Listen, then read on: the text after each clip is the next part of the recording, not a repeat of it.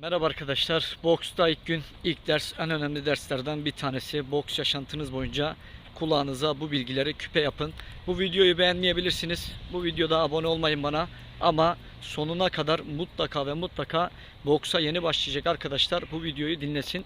Bakın arkadaşlar, Türkiye'de birçok antrenör var ve birçok antrenörün siz geçmişini ve nasıl antrenör olduğunu bilmiyorsunuz. Doğal olarak da bulunduğunuz şehirlerde, gittiğiniz spor salonlarında, özellikle de boks olsun veya herhangi bir branş olsun, yani her şehirde baktığınız zaman sayılı antrenörler var. Her şehirde bir tane antrenör ve siz gidiyorsunuz, onunla çalışıyorsunuz. O iyi mi antrenör, kötü mü, bunu bilmiyorsunuz. Ama o bakıyorsunuz bir şekilde işini yüzdürmüş, o şehre antrenör olmuş. Ama siz şunu araştırmıyorsunuz hocam. Sizin başarınız ne? Örnek vereyim, başarılı sporcular yetiştirdiniz mi? Boks yaşantınız boyunca neler yaptınız? Kaç yılını örnek vereyim antrenör olarak geçirmiş ve bokstaki başarıları ve yetiştirdiği sporcuların sayısı ne kadar? Bir de başarılı olmuş diğer bir şehre bakın. İkisini kıyasladığınızda bazen uçurumu görebiliyorsunuz arkadaşlar. Bu yüzden mesela YouTube'da da mesela şu anda ilk sıralarda çıkan antrenörler de var. O antrenörlerin ben size biraz o antrenörlerden bahsedeyim. İşte bir tane arkadaşı bir arıyor. İşte diyor ki böyle böyle sadece lisans çıkartmaktan ne kadar para istiyor biliyor musunuz? Lisans çıkartmaktan 5-6 bin lira para istiyor. Arkadaşlar lisans çıkartmak ücretsizdir. Bunu ben size söyleyeyim. Boksa yeni başlayacak arkadaşlara kesinlikle ve kesinlikle herhangi bir ücret ödemiyorsunuz. Devlet bu şekilde bir para talep etmiyor. Var diyen birisi varsa çıksın, ben onun alnını karıştıracağım. Kesinlikle lisans parası yok arkadaşlar. Bunu bir kere aklınızın ucuna yazın ve bilin, sizden bu şekilde bir para talep ederlerse mutlaka ve mutlaka o antrenörü gidin şikayet edin. Yine bazı arkadaşlar şunu diyor: 5 sene boks yaptım, 10 sene boks yaptım, 15 sene boks yaptım. Hala Türkiye'de madalyam yok. Hala başarılı olamıyorum. Ve bazen de bakıyorum 4-5 sene boks yaptım. Boksum aynı yerde gelişmiyor ve boksuma bir şey de kattığını o antrenörün düşünmüyorum diyor. Bu zaman ne yapmanız gerekiyor? Doğru zamanda arkadaşlar doğru kararlar mutlaka ve mutlaka almanız gerekiyor. Almanız gerekiyor ki boksta da başarılı olun veya hayatınızın herhangi bir noktasında mutlaka U dönüşü yapmak zorundasınız. Sürekli yanlış yolda gidemezsiniz ve bazen durup düşünmeniz gerekiyor. Ya ben buradan gidiyorum ama yol bitmiyor. Bitmediği gibi de bir şey de yapamıyorum. Bu yüzden siz kendinize iyilik yapın.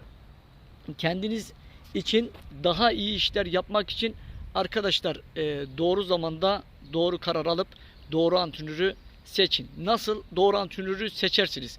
Mesela şu an sosyal medya önemli. YouTube var, Instagram var, Facebook var ve burada başarısız antrenörlerin yanı sıra, boksu bilmeyen antrenörlerin yanı sıra boksu çok iyi bilen birkaç antrenör de var.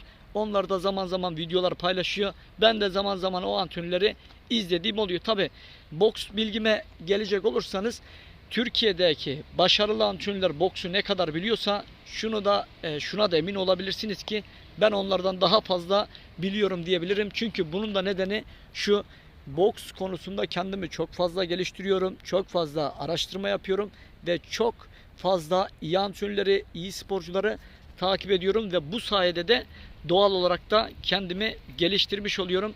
Ve sizin gibi boksa yeni başlayacak arkadaşlara da benim en büyük tavsiyem şu: eğer ki başladığınız spor salonunda baktınız ki bir sene yaptınız, 2 sene yaptınız, aynı yerdeyseniz arkadaşlar mutlaka ve mutlaka o spor salonundan yolunuzu ayırın. O antrenörden yolunuzu ayırın.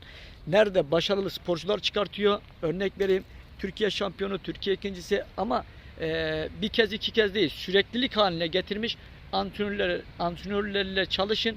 O antrenör demek ki başarılı, ki başarılı sporcular çıkartıyor. Mesela Türkiye'de ben birçok antrenöre bakıyorum. Özellikle de yani şu bir gerçek arkadaşlar: herkes boks antrenörü ne yazık ki olamıyor. Yani hani şunu da diyorlar: hocam işte şu sporcu milli sporcu, işte antrenör. Tamam, bazıları milli sporcu olabilir, işte boks yapmış olabilir, milli takımda yer almış olabilir ama herkes iyi bir antrenör olacak diye bir şey yok. Bazen de bakıyorsunuz hiç boks yapmamış ama kendisini boks konusunda çok geliştirmiş, antrenörlük konusunda çok geliştirmiş ve o kişi de başarılı olabiliyor arkadaşlar. Mesela Türkiye'de de benim çok saygı duyduğum antrenörler var. İyiliğine iyi antrenörler.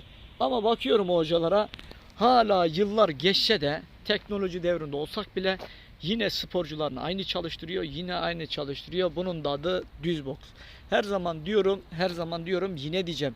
Mutlaka ve mutlaka bu show boksu, esnek boks, hareketli boks girmesi gerekiyor. Yani sporcuların üzerine onu örnek vereyim, koyman gerekiyor. Koymadığın zaman o boksör ringde zaman zaman kendi gibi boksörleri yense bile kendinden bir tık üstte boksörü veya kendi ayarında bir boksörü yenmesi zor olacak.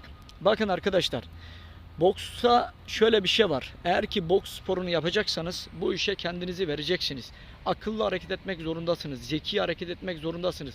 Boks ringlerinde hep bakın, zeki ve akıllı boksörler ringde kazanır. Ama bodoslama döşenler, karambole döşenler, güce dayalı, kuvvete dayalı boks yapanların çoğu boks ringlerinden boynunu eğip iner. Tabi şöyle de bir şey var. Her rakibi yenemezsiniz. İyi de çalışsanız, iyi antrenörle de çalışsanız her rakibi yeneceğiniz diye bir şey yok. Boks ringlerinde kaybedebilirsiniz. Her maç bir tecrübedir. Her yenilgi bir tecrübedir. Siz o yenilgiden ders çalışıp ona göre adımlarınızı atıyorsanız boksta başarılı olursunuz. Tabii şunu da diyeceksiniz hocam. Mesela bizim antrenör var. Gerçekten çok iyi çalıştırıyor. İyi de bir antrenör ama bizim arkadaşlar ringe çıkınca heyecanlanıyor. İşte kendini göstertemiyor. Yani bu zamanda bu hoca mı kötü diyeceksiniz. Kesinlikle tabii ki hocayla alakası yok bu konunun. Bu konunun sporcunun kendisiyle alakası var. Bakın arkadaşlar, benim de zaman zaman bulunduğum takımdaki herkes yenilirdi. Bir tek ben şampiyon olurdum. Bunun da nedeni şu: ben çok fazla çalışırdım. Çok fazla iyi boksörleri takip ederdim ve boks ringlerinde hiç kimseden çekinmezdim. İşte şu şampiyon, bu Avrupa şampiyonu, öbürü dünya şampiyonu kesinlikle demezdim. Ama benim takımdakiler işte şu Avrupa şampiyonu, işte Türkiye şampiyonu deyip çekimser bir şekilde ringe çıktıkları için çoğu kez maç kaybetti. Eğer ki boks sporunu yapacaksanız, boks ringlerinde yer alacaksanız, korku denilen bir şey aklınızın ucundan geçmeyecek. Siz ringe çıkarken kazanma odaklı çıkacaksınız. Direkt aklınıza şunu koyacaksınız: çıkıp herhangi bir rakip olabilir. Rakibinizi hiçbir zaman küçümsemeyeceksiniz. Ahmet veya Hüseyin, dünya şampiyonu veya Türkiye şampiyonu, hiç fark etmeyecek. Çıkıp siz boksunuzu yapacaksınız. Dövüşeceksiniz. Hiçbir zaman unutmayın. Rakibinizin de iki eli, iki kolu var. Sizin de iki eliniz, iki kolunuz var. İki bacağınız var. Yani burada önemli olan tek bir şey var: kim daha çok çalışırsa, kim daha zeki ve akıllıca dövüşürse, kim daha teknikse, kim boksun kurallarını, kaidelerini çok iyi biliyorsa o ringde kazanır arkadaşlar. İsteyen her zaman boks ringlerinden zaferle ayrılır. Ama bazen şunu görüyoruz: bazı boksörler